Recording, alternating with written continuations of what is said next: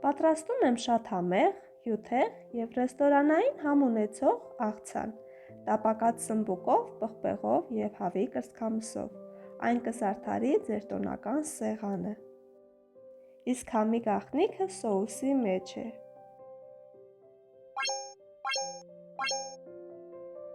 Մեզ հարկավոր է բուլղարական գունավոր պղպեղ 3 հատ։ Յուրաքանչյուր պղպեղ պետք է առանձին այսպես երկար ձողիկների տեսքով կտրատել։ Մեզ անհրաժեշտ է 2 հատ սմբուկ, որի կեղևը չենք հեռացնելու և կտրում ենք այսպես երկար և խոշոր ձողիկների տեսքով։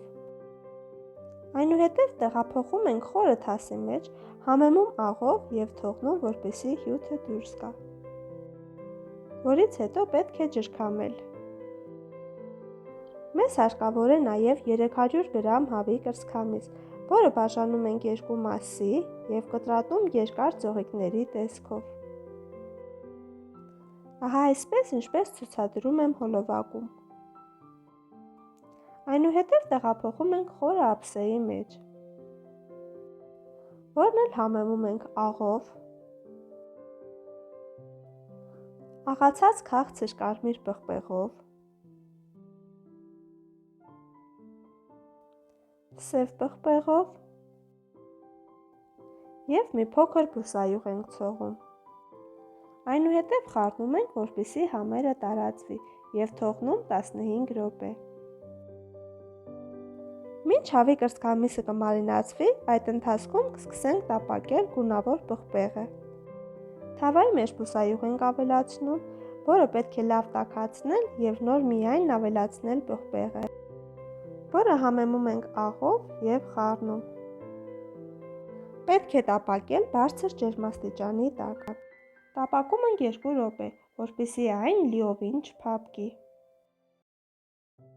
Յուրաքանչյուր գույն պետք է տապակել առանձին։ Կրկին համեմում ենք աղով և խառնում։ Նշեմ, որ պետք չէ այս տարբերակով լիովին տապակել և պարտադիր կրակը պետք է լինի բարձր։ Երբ տեսնում ենք մի փոքր թուլացել է, ապա պետք է վերցնենք կրակից։ Կրկին բարձր ջերմաստիճանով պետք է տապակել նախօրոք ջրքամած սմբուկը։ Սմբուկները պետք է տապակել այնքան, որպեսզի հավասարաչափ ոսկեգույն երանգ ստանան։ Որից հետո բուսայուղի մեջ տապակում ենք մարինացված հավի կրծքամիսը։ Նախ կափարիչը ծածկում ենք, որպեսզի իր հյութը դուրս գա և հյութի մեջ եփվի։ Որից հետո կափարիչը բացում ենք և տապակում, մինչ մի փոքր վարդագույն դառնա։ Եվ սկսում ենք պատրաստել սոուսը, որի համար մեզ անհրաժեշտ է սոյայի սոուս 2 ճաշի գթալ, բուսայուղ 3 ճաշի գթալ,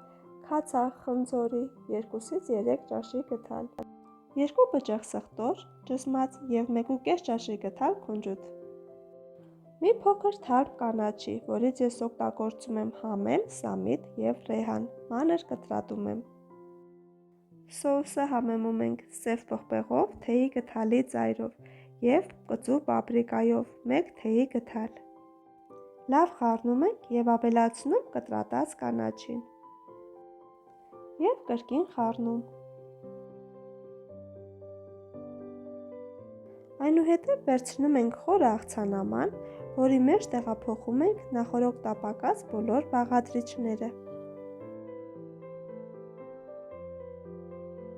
որի վրա էլ ավելացնում ենք նախօրոք պատրաստած մեր սոուսը։